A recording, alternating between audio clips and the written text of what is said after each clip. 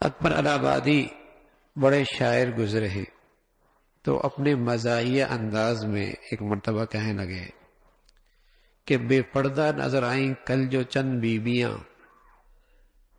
بے پردہ نظر آئیں کل جو چند بیویاں، اکبر زمین میں غیرت قومی سے گڑ گیا، پوچھا کہ آپ کا جو پردہ تھا کیا ہوا؟ کہنے لگی عقل پہ مردوں کے پڑ گیا، تم تو یہ پردہ کر کے نکلا کرتی تھی، تمہارا پردہ کہاں چلا گیا؟ کہنے لگی مردوں کی عقلوں پہ پڑ گیا۔ پہلے عورت کے چہرے پہ پردہ ہوتا تھا، اب مردوں کے عقلوں پہ پردہ پڑ گیا۔ بہت شدید گناہ ہے عورت کا بے پردہ بلا ضرورت باہر نکلنا۔ شرم و حیا عورت کا لازمی حصہ ہے، شرم و حیا نہ رہے تو عورت کی قیمت 2 کوڑی کی بھی نہیں رہتی، 2 کوڑی کی بھی نہیں رہتی۔ عورت سے نسل چڑھتی ہے، عورت سے قومیں بنا کرتی ہیں،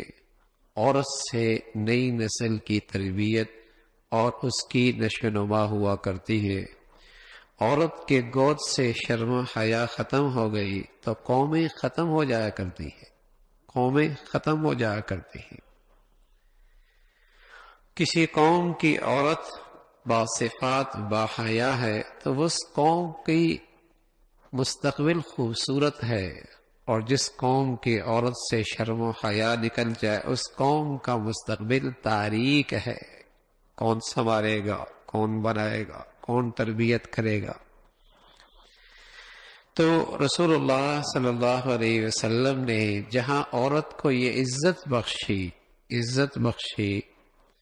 کہ الدنیا متاع وخیر المتاع المرأة الصالحہ، یہ عزت، یہ اعزاز، یہ قدر و قیمت بتائی کہ دنیا کی چیزیں برتری کی چیزیں، استعمال کی چیزیں، لیکن اس دنیا میں سب سے بہتر اور بھلی چیز نیک صالح عورت ہے، نیک صالح عورت ہے۔ اس دنیا میں سب سے بھلی اور قیمتی چیز نیک صالح عورت ہے۔ وہاں اللہ کے نبی صلی اللہ علیہ وسلم نے جب شرم و حیا کی دولت سے وہ محروم ہو جائے تو پھر اس کی اس انداز سے اس کو تنبو بھی فرمایا، تنبیہ بھی فرمائی کہ جب وہ باہر نکلتی ہے اور لوگوں کی نظریں اپنی طرف اٹھواتی ہے، اس انداز سے نکلتی ہے، اس لباس میں نکلتی ہے، شرم و حیا کی چادر کے بغیر نکلتی ہے،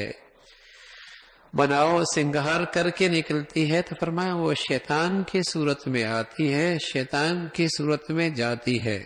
اور شیطان اس کے طاق میں رہتا ہے اور لوگوں کی نظریں اس کی طرف اٹھواتا ہے۔ جتنے لوگوں کی نظریں پڑتی ہیں